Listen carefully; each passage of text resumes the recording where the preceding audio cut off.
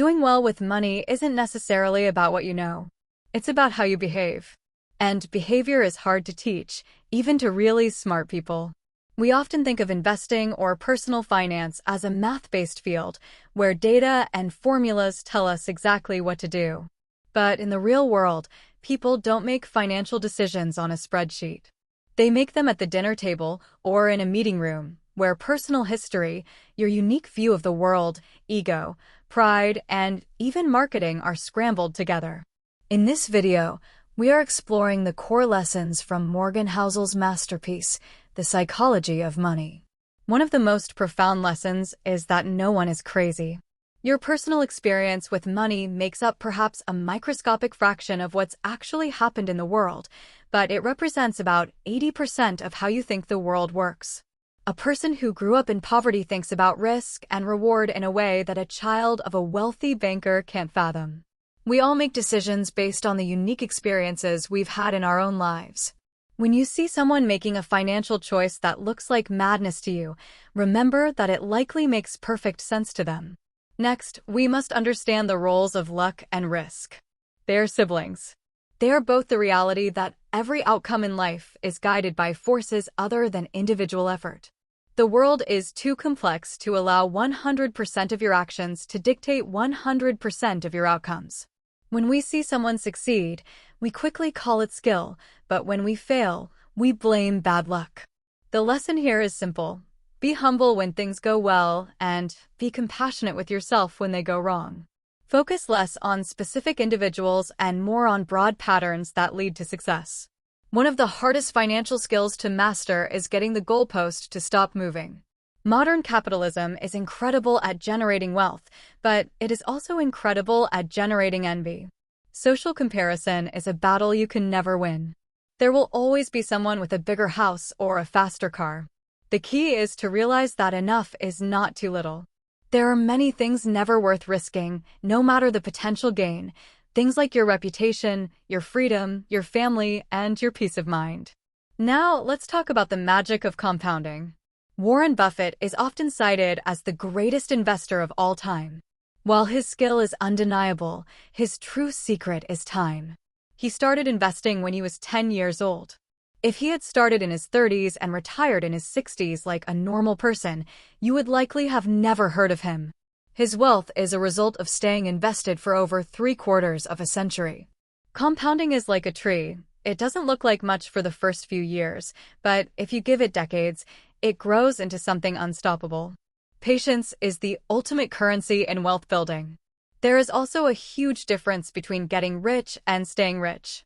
Getting money requires taking risks, being optimistic, and putting yourself out there. But staying rich requires the opposite. It requires humility and a healthy dose of fear that what you've made can be taken away just as fast. A survival mindset is the key to long-term wealth. You have to be financially unbreakable to let compounding do its work. Interestingly, a huge part of success comes down to tail events. These are the small, outlier events that drive the majority of outcomes. In the investing world, you can be wrong half the time and still make a fortune if your few big wins are massive. It's not about being right every single time. It's about making sure you aren't wiped out when you are wrong, so you can stay in the game long enough to hit those tails. The highest form of wealth is the ability to wake up every morning and say, I can do whatever I want today. More than a big house or a fancy title, control over your time is the highest dividend money pays. This is the ultimate goal of financial independence. It's not about being able to buy stuff. It's about having the freedom to choose your own path. Finally, remember the man in the car paradox. When you see someone driving a luxury car, you rarely think, wow, that guy is impressive. Instead, you think, if I had that car, people would think I'm impressive.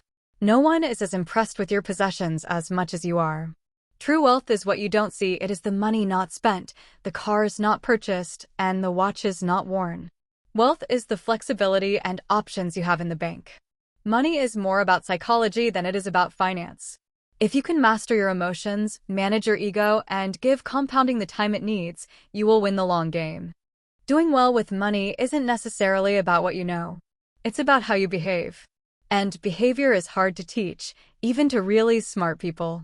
We often think of investing or personal finance as a math-based field where data and formulas tell us exactly what to do. But in the real world, people don't make financial decisions on a spreadsheet. They make them at the dinner table or in a meeting room, where personal history, your unique view of the world, ego, pride, and even marketing are scrambled together. In this video, we are exploring the core lessons from Morgan Housel's masterpiece, The Psychology of Money. One of the most profound lessons is that no one is crazy. Your personal experience with money makes up perhaps a microscopic fraction of what's actually happened in the world, but it represents about 80% of how you think the world works. A person who grew up in poverty thinks about risk and reward in a way that a child of a wealthy banker can't fathom. We all make decisions based on the unique experiences we've had in our own lives. When you see someone making a financial choice that looks like madness to you, remember that it likely makes perfect sense to them. Next, we must understand the roles of luck and risk. They're siblings. They are both the reality that every outcome in life is guided by forces other than individual effort. The world is too complex to allow 100% of your actions to dictate 100% of your outcomes. When we see someone succeed, we quickly call it skill, but when we fail, we blame bad luck. The lesson here is simple. Be humble when things go well, and be compassionate with yourself when they go wrong. Focus less on specific individuals and more on broad patterns that lead to success. One of the hardest financial skills to master is getting the goalpost to stop moving. Modern capitalism is incredible at generating wealth, but it is also incredible at generating envy. Social comparison is a battle you can never win. There will always be someone with a bigger house or a faster car. The key is to realize that enough is not too little. There are many things never worth risking, no matter the potential gain. Things like your reputation, your freedom, your family, and your peace of mind. Now, let's talk about the magic of compounding. Warren Buffett is often cited as the greatest investor of all time. While his skill is undeniable, his true secret is time. He started investing when he was 10 years old.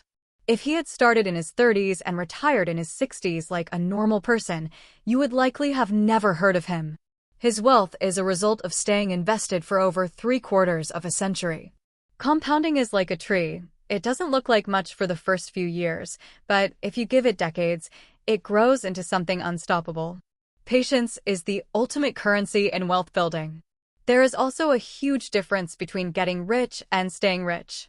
Getting money requires taking risks, being optimistic, and putting yourself out there. But staying rich requires the opposite. It requires humility and a healthy dose of fear that what you've made can be taken away just as fast. A survival mindset is the key to long-term wealth. You have to be financially unbreakable to let compounding do its work. Interestingly, a huge part of success comes down to tail events. These are the small, outlier events that drive the majority of outcomes. In the investing world, you can be wrong half the time and still make a fortune if your few big wins are massive. It's not about being right every single time. It's about making sure you aren't wiped out when you are wrong, so you can stay in the game long enough to hit those tails. The highest form of wealth is the ability to wake up every morning and say, I can do whatever I want today. More than a big house or a fancy title, control over your time is the highest dividend money pays. This is the ultimate goal of financial independence. It's not about being able to buy stuff. It's about having the freedom to choose your own path. Finally, remember the man in the car paradox. When you see someone driving a luxury car, you rarely think, wow, that guy is impressive. Instead, you think, if I had that car, people would think I'm impressive. No one is as impressed with your possessions as much as you are. True wealth is what you don't see. It is the money not spent, the cars not purchased, and the watches not worn. Wealth is the flexibility and options you have in the bank. Money is more about psychology than it is about finance. If you can master your emotions, manage your ego, and give compounding the time it needs, you will win the long game.